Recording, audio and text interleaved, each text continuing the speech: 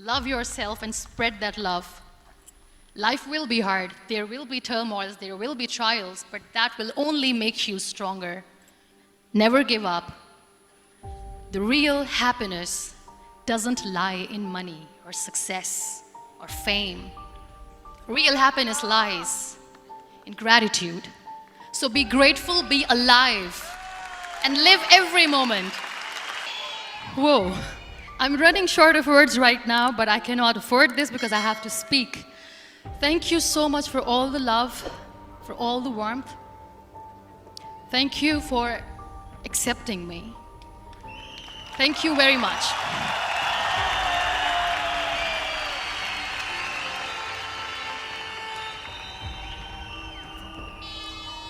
Well, I always start my talk with a disclaimer. And that disclaimer is that I've never claimed to be a motivational speaker. Yes, I do speak, but I feel more like a storyteller because wherever I go, I share a story with everyone. Well, it is a story of a woman whose perfectly imperfect life made her who and what she is today. It's the story of a woman who, in pursuit of her dreams and aspirations, made other people realize that if you think that your life is hard and you're giving up on that because you think your life is unfair, think again. Because when you think that way, you are being unfair to your own self. It's the story of a woman who made people realize that sometimes problems are not too big. We are too small because we cannot handle them.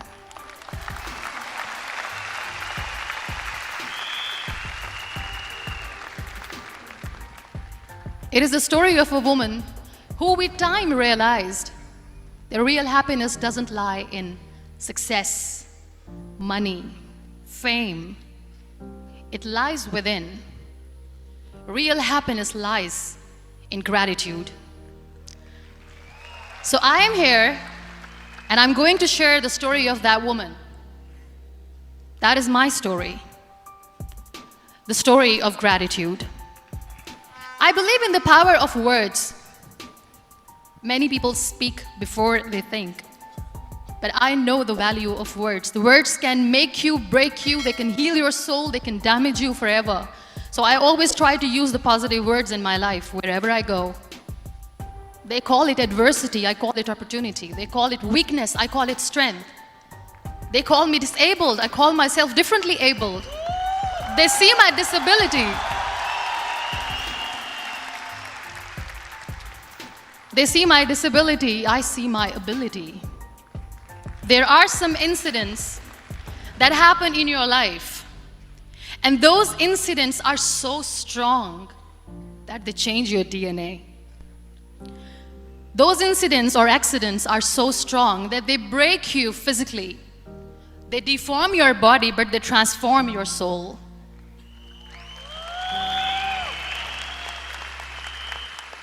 Those incidents break you, deform you, but they mold you into the best version of you. And the same thing happened to me. And I'm going to share what exactly happened to me. I was 18 years old when I got married. I belonged to a very conservative family, a Baloch family, where good daughters never say no to their parents. My father wanted me to get married. And all I said was, if that makes you happy, I'll say yes. And of course, it was never a happy marriage. Just about after 2 years of getting married, about 9 years ago, I met a car accident. Somehow my husband fell asleep and the car fell in the ditch. He managed to jump out, saved himself. I'm happy for him.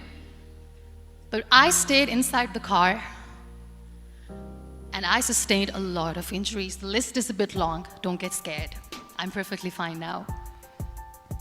Radius ulna of my right arm were fractured. The wrist was fractured. Shoulder bone and collarbone were fractured. My whole rib cage got fractured. And because of the rib cage injury, lungs and liver were badly injured. I couldn't breathe. I lost urinary bowel control. That's why I have to wear the bag wherever I go.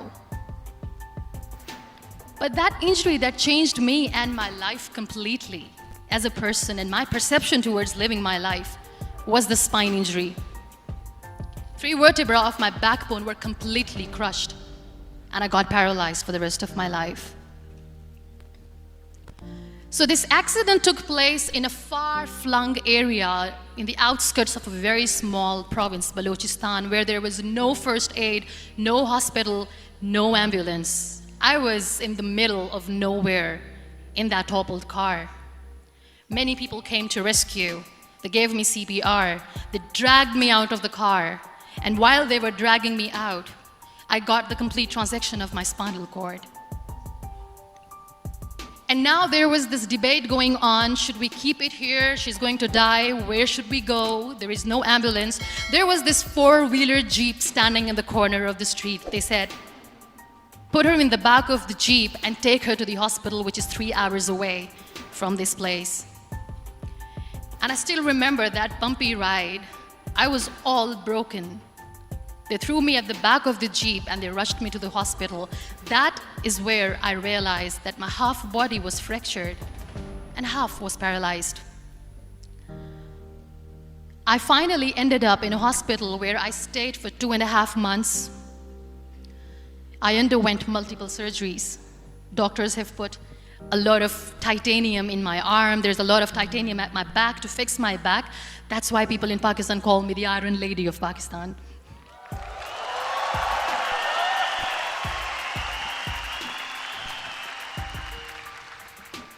Sometimes I wonder how easy it is for me to describe all this all over again. And somebody has rightly said that when you share your story and it doesn't make you cry, that means you have healed.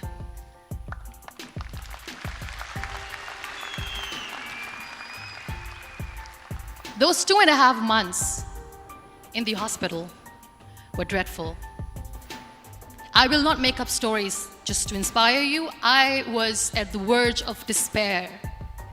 One day, doctor came to me and he said, well, I heard that you wanted to be an artist, but you ended up being a housewife. I have a bad news for you. You won't be able to paint again because your wrist and your arm are so deformed, you won't be able to hold a pen again. And I stayed quiet. Next day, doctor came to me and said, your spine injury is so bad, you won't be able to walk again. I took a deep breath and I said, it's all right. The very next day, doctor came to me and said, because of your spine injury and the fixation that you have in your back, you won't be able to give birth to a child again. That day, I was devastated. I still remember, I asked my mother, why me? And that is where I started to question my existence. Why am I even alive? What's the point of living? I cannot walk, I cannot paint, fine. I cannot be a mother. And we have this thing in our heads, being women, that we are incomplete without having children. I am going to be an incomplete woman for the rest of my life. What's the point? People are scared. They think I will get divorced. What is going to happen to me? Why me? Why am I alive? We all try to chase this tunnel. We all do this because we see light in the end of the tunnel, which keeps us going. My dear friends, in my situation, there was a tunnel that I had to roll on, but there was no light. And that is where I realized that the words have the power to heal the soul. My mother said to me, this too shall pass. God has a greater plan for you. I don't know what it is, but He surely has.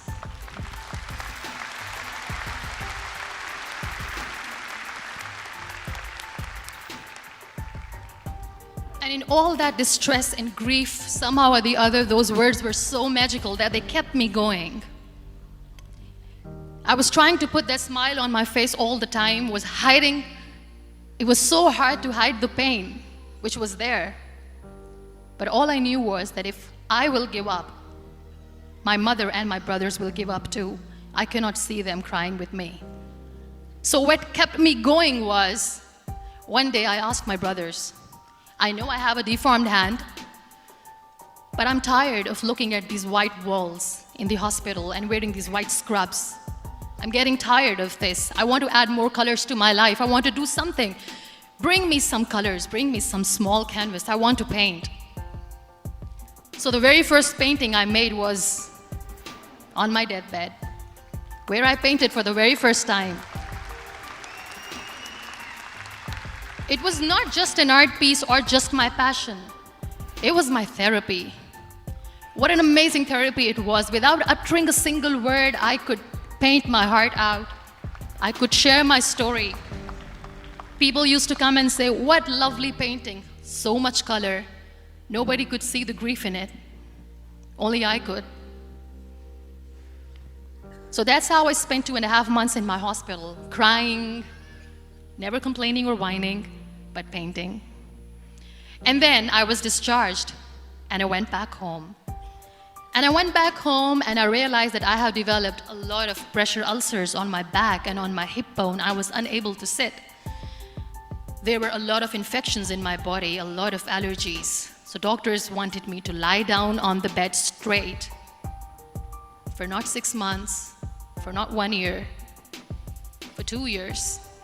I was bedridden, confined in that one room, looking outside the window, listening to the birds chirping, and thinking maybe there will be a time when we'll be going out with the family and enjoying the nature. That was the time where I realized how lucky people are, but they don't realize. That is the time where I realized that the day I'm going to sit, I'm going to share this pain with everyone to make them realize how blessed they are, and they don't even consider them lucky. There are always turning points in your life. There was a rebirth day that I celebrated. After 2 years and 2.5 months, when I was able to sit on a wheelchair, that was the day when I had the rebirth. I was a completely different person. I still remember the day I sat on the wheelchair for the first time, knowing that I'm never going to leave this, knowing that I won't be able to walk for the rest of my life. I saw myself in the mirror and I talked to myself. And I still remember what I said. I cannot wait for a miracle to come and make me walk. I cannot sit in the corner of the room crying, cribbing, and begging for mercy because nobody has time. So I have to accept myself the way I am. The sooner the better. So I applied the lip color for the first time.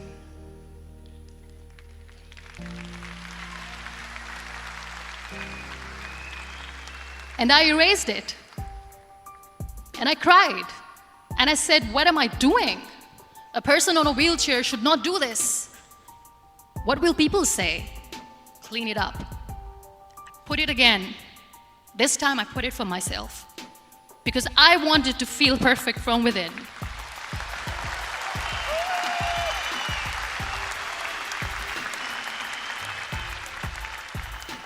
And that day I decided that I'm going to live life for myself.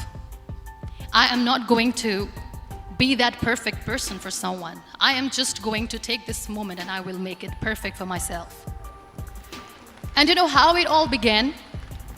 That day I decided that I'm going to fight my fears. We all have fears. Fear of unknown, fear of known, fear of losing people, fear of losing health, money. We want to excel in career, we want to become famous, we want to get money. We are scared all the time. So I wrote down one by one all those fears. And I decided that I'm going to overcome these fears one at a time. You know what was my biggest fear? Divorce. I couldn't stand this word. I was trying to cling on to this person who didn't want me anymore, but I said no. I have to make it work.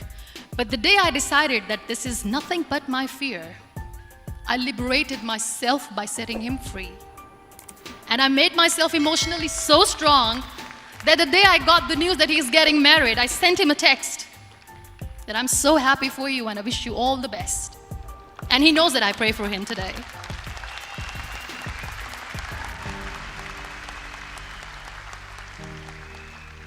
My biggest fear, number 2, was I won't be able to be a mother again.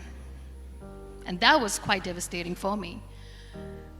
But then I realized there are so many children in the world, all they want is acceptance. So there is no point of crying, just go and adopt one. And that's what I did.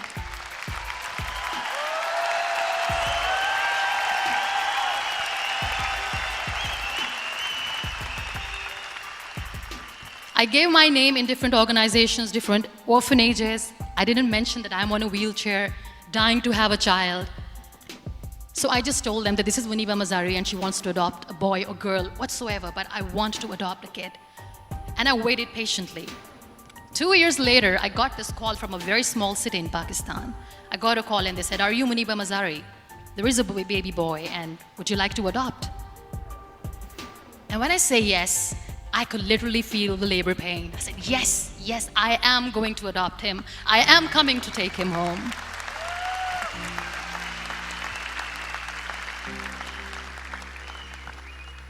And when I reached there, the man was sitting and he was looking at me from head to toe.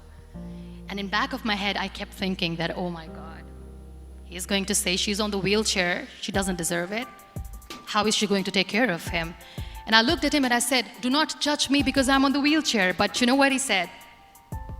He said, "I know you will be the best mother of this child. You both are lucky to have each other."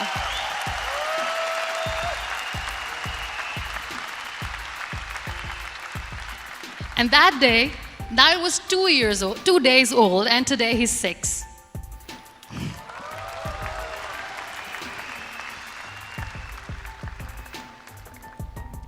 You'll be surprised to know another bigger fear that I had in me. It was facing people.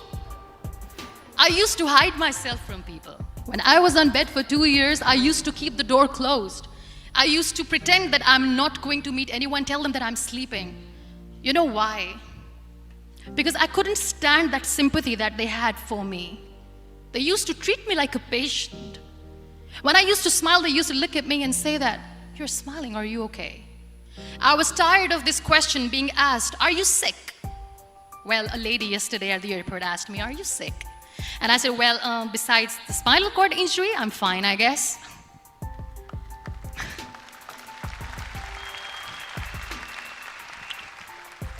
But those are really cute questions. They never used to feel cute when I was on the bed. So I used to hide myself from people, knowing that, oh my God, I'm not going to see that sympathy in their eyes. It's all right. And today I'm here speaking to all these amazing people because I have overcome the fear.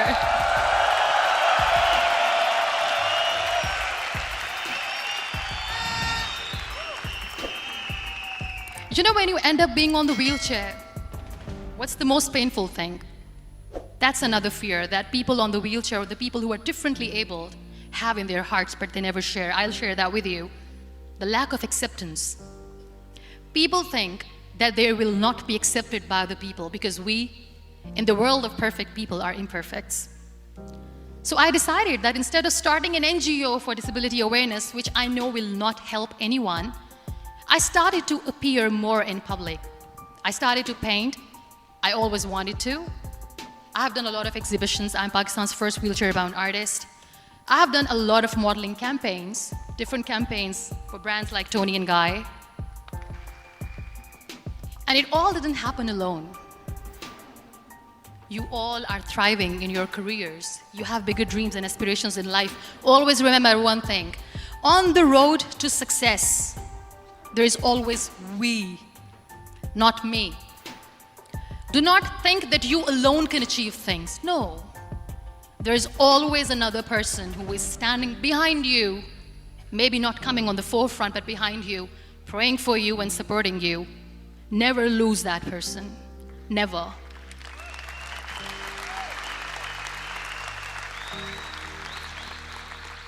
No matter how much I say that I couldn't find a hero, so I became one, I still want to recognize those 3 people in my life who literally changed my life completely, and I get inspiration from them every single day. Waleed Khan. Many people know about the terrorist attacks in Pakistan. We have lost many people.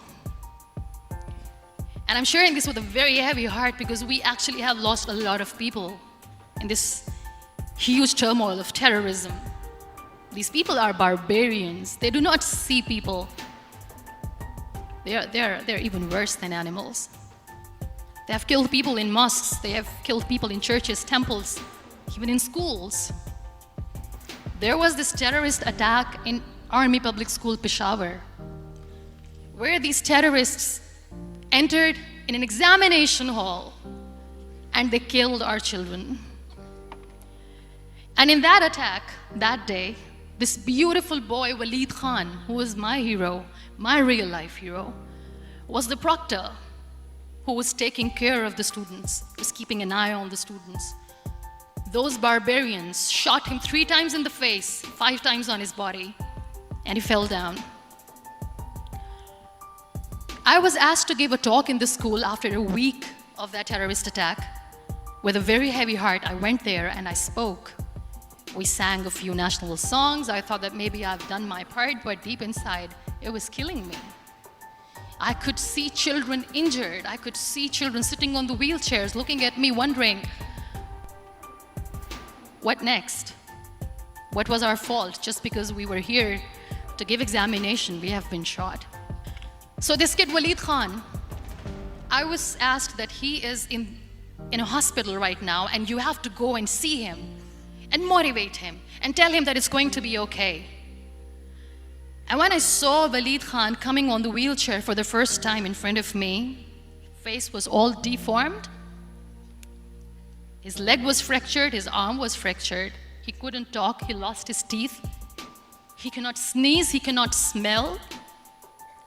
He cannot eat. And I kept thinking, what should I say? That everything is going to be all right? No, nothing is all right. And while I was juggling with the words, what to say, what not to say, this beautiful child, Waleed Khan, came to me and he said, "Are you Muniba Mazari?" I said, "Yes." He said, "Baji, let's take a selfie."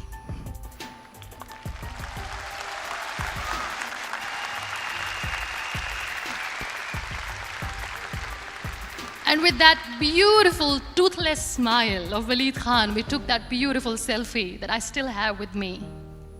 I don't share that here because he was in a very bad shape that time. And that is where I realized that when I was thinking too much about his deformities, he's happy with himself. He doesn't even care.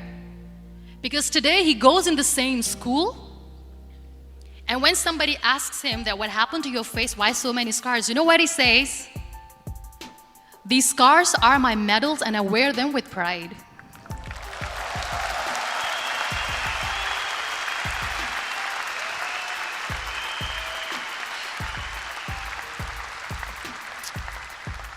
And how beautifully he says that terrorists wanted me not to study. I am going to study. I will become a doctor one day. And this is my way of taking revenge from those terrorists. Another real-life hero, of course, my son. His name is Nile, N-I-L-E, River Nile. I learned so much from this kid. The first and foremost thing is patience. How to be patient when you know that your mother cannot walk, when you know that your mother is different from the other women, when you know that your mother cannot go out and play with you, how to stay calm. He loves football. And when we got the very first football, he was 4 years old. He was super excited. I still remember he came in the room and he said, "Mom, let's play football." And he kept the ball in my feet. And he said, "Let's kick it." And that day I felt disabled. I said, "I cannot kick the ball." And I was down with the same face. He looked at me and he said, Well, that's all right. Your legs are not working, but your hands do. Let's play catch the ball.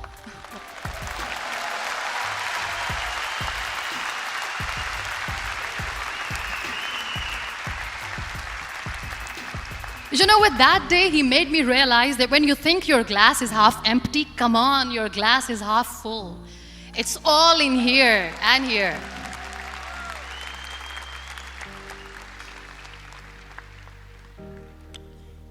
You know what, we human beings have a problem. Out of many problems, there is one more, and this is self-created one. We always expect ease from life.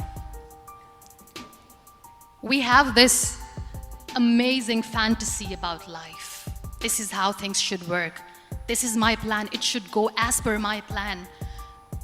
If that doesn't happen, we give up. So my dear friends, let me tell you one thing. I never wanted to be on the wheelchair. Never thought of being on the wheelchair. I was always aspiring to do bigger things, but had no idea that for that I have to pay the price to be where I am today. It's a very heavy price.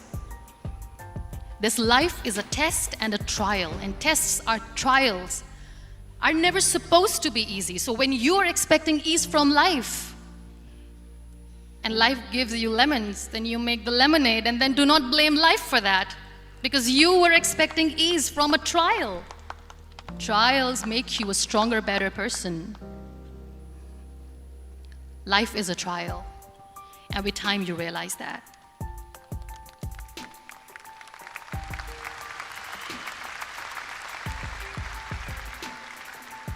It is okay to be scared.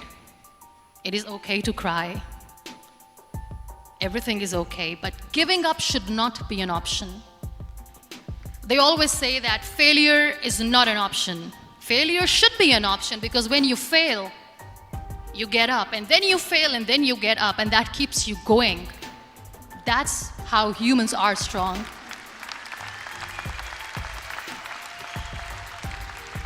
Failure is an option, should be an option, but giving up is not. Never. We have this thing in minds. We call it perfection. We want everything perfect. We want ourselves to be perfect. There is this image in our head about everything. Perfect life, perfect relationships, perfect career, perfect amount of money that we need to earn no matter what. Nothing is perfect in this world. We all are perfectly imperfect, and that is perfectly all right. That's all right. We were sent here not to become the perfect people. Those people who tell you how to look perfect, even those people are imperfect. Trying to fight this fear of looking imperfect. I used to be perfect. I still remember. I got this compliment years ago when I used to walk. Oh my God, look at you. You're fair, you're tall, you're perfect. Look at me now. You're still perfect. Only the perfect eyes can see that. Only the perfect eyes will see that. Only the perfect eyes will see that. So yes, in all those imperfections, you have to listen to your heart. You don't have to look good for people. You don't have to be perfect just because other people want you to be perfect. If your soul is perfect from within, that's all right. This is all what you want. This is all what you need to be. Our society has made very weird kind of norms to look perfect and great. For men, it's different. For women, it's different. We think too much about what people say. We listen to ourselves too little. You know what makes you perfect? When you make someone smile. You know what makes you perfect? When you try to do something good for the people around you. You know what makes you perfect? When you feel someone's pain. And how beautiful pain is that it connects you with people. No other medium can connect you with others but pain. That's why I always say that I'm in pain, and that's a blessing in disguise for me. Today, just because I'm in pain and I'm on the wheelchair, I work for children. Being the head of CSR for a company, we conduct medical camps in far-flung areas of Pakistan where so many kids die because they don't have medical facilities. And I personally believe just because they cannot afford to live doesn't mean we'll let them die. So we give them money, we give them medical treatment, we try to heal their wounds, physical and emotional. And I also work for the beautiful people, we call them third gender, the transgender community of Pakistan. You know what connects me with them? All my imperfections. When I go and I hug them, they never judge me. And this very good friend of mine, her name is Bijli. Bijli means electricity. She calls herself electricity. And I said, are you electricity? She says, no, I'm lightning. I'm as strong as lightning. Because we have very bad power outage, so she doesn't want me to call her electricity. So she says, I am very strong. I'm thunder, I'm lightning. She came to me, and the first time I hugged her, she said, you are just like me. And I said, yes, I am like you. Because to people, we are so imperfect. So how beautiful these imperfections are, that because of these imperfections, you can connect with people. Then why are we all running after being perfect? What's the point?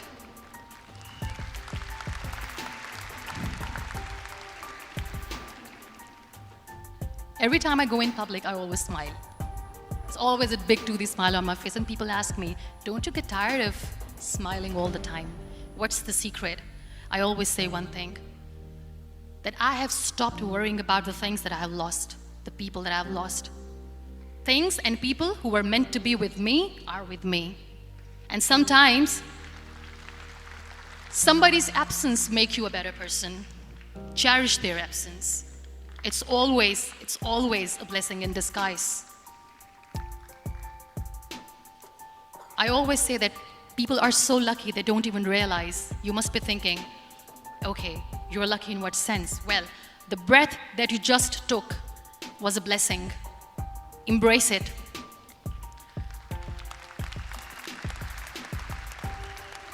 There are so many people in the world who are dreaming to live a life that you are living right now. You have no idea.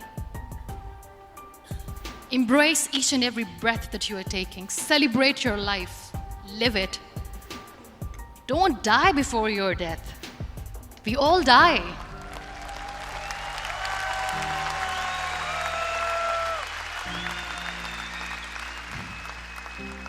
We live this one routine of a day for 75 years and we call it life. No, that's not life. If you're still thinking why you have been sent here, if you're still juggling with the concept of why you are here, you haven't lived yet. You work hard, you make money, you do it for yourself. That's not life. You go out, you seek for people who need your help, you make their lives better.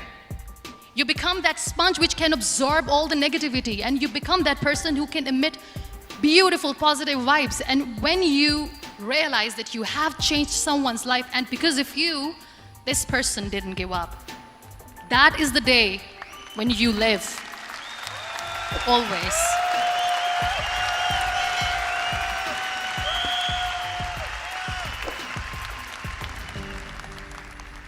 We were talking about gratitude, why I smile all the time. I cry all night when nobody sees me, because I'm a human and I have to keep the balance. And I smile all day because I know that if I will smile, I can make people smile. That keeps me going.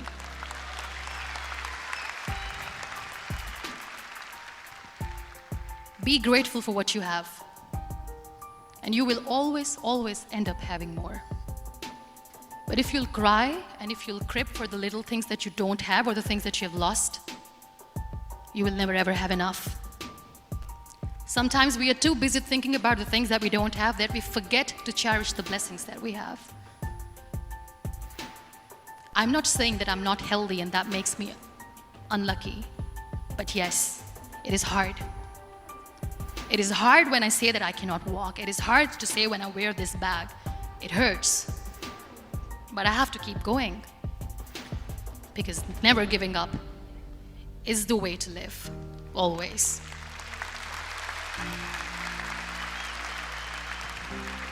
So I'll end my talk on a very short note. Live your life fully. Accept yourself the way you are. Be kind to yourself. Be kind to yourself. I'll repeat, be kind to yourself, and only then you can be kind to others. Love yourself and spread that love. Life will be hard. There will be turmoils, there will be trials, but that will only make you stronger. Never give up. The real happiness doesn't lie in money or success or fame. I have this all, I never wanted this. Real happiness lies in gratitude. So be grateful, be alive, and live every moment. Thank you so much, everyone. Thank you.